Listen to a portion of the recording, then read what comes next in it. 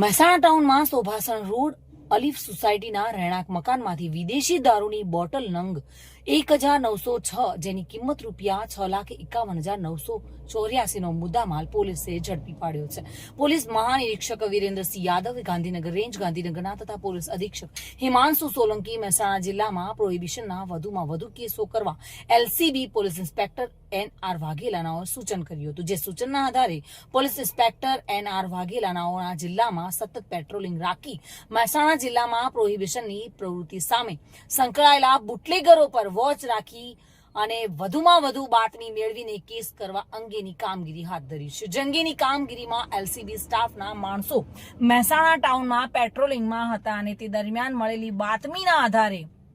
મૃતુજા ખાન ઉર્ફે ફિરોજી સિલાવત ખાન પઠાણ રહે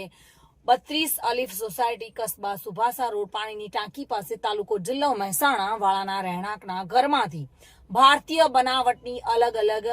માર્કાની વિદેશી દારૂની સીલબંધ બોટલ નંગ 1906 જેની કિંમત રૂપિયા 6,51,984 ના મુદ્દામાલ સાથે આરોપી ફિરોઝ સિલાવત ખાન પઠાણને ઝડપી પાડી અને તેના વિરુદ્ધમાં મહેસાણા શહેર એ ડિવિઝન પોલીસ સ્ટેશનમાં પ્રોહિબિશન એક્ટ મુજબ કાયદેસરની કાર્યવાહી કરી આગળની તપાસ હાથ ધરવામાં આવી છે.